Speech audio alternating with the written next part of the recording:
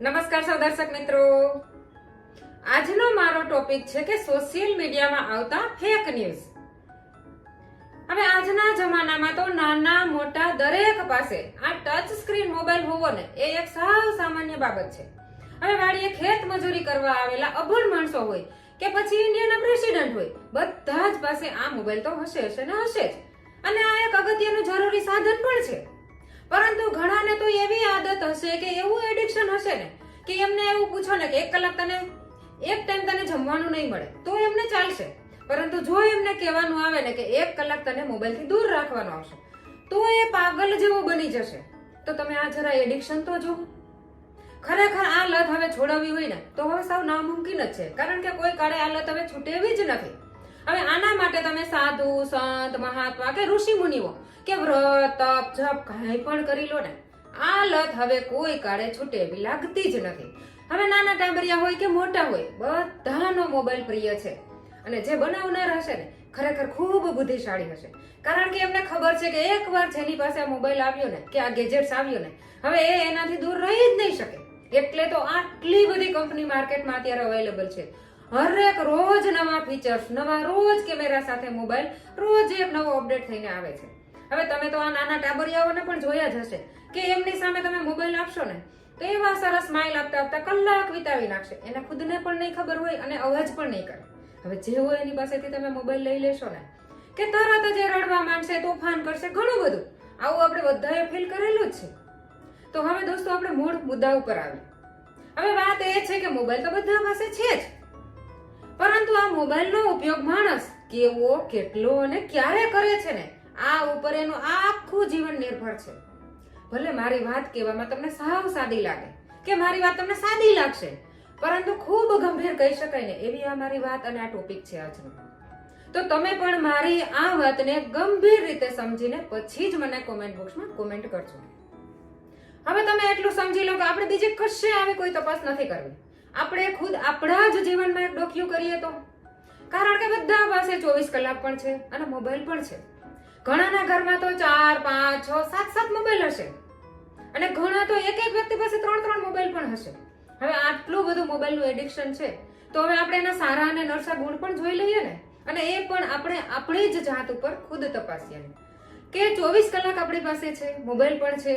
તો હવે તમે જુઓ કે આપણને 24 કલાકમાંથી મોબાઈલ કેટલો કામ લાગે છે, અને ખરેખર મોબાઈલ આપણો ટાઈમ અને આપણો સમય કે આપણું મગજ કેટલું બગાડે છે અને કેટલું બરબાદ કરે છે, આપણે આ ખુદે જ આજે તપાસ કરી લઈએ. ઘણાને આ મોબાઈલ વરદાનરૂપ સાબિત થયું હશે, કારણ કે એને મોબાઈલમાં એક જ સેકન્ડમાં દેશ વિદેશ આ તે ટ્રાન્ઝેક્શન ઘણા બધા કામ થઈ જતા હશે, તો એમના માટે તો વરદાનરૂપ સાબિત થયો. હવે ઘણાના મોબાઈલમાં તો એટલી બધી એપ્લિકેશન હશે ને અને એટલા બધા એમાં કોઈ એપ્લિકેશન, ગેમ્સ એટલું બધું ડાઉનલોડ કરેલું હશે ને કે હવે તમે વિચારી લો કે એમનો સમય ક્યાં જતો હશે.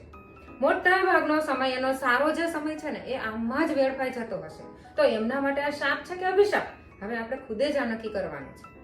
હવે અહીં મારો કહેવાનો મતલબ એ છે કે આ સોશિયલ મીડિયા આવતા અને એમાં ખાસ કરીને ફેસબુક અને ઇન્સ્ટાગ્રામ આવતા તો આપણી આખી રહેવાની, જમવાની કે બધી જ લાઈફસ્ટાઈલ આખી બદલાઈ ગઈ છે.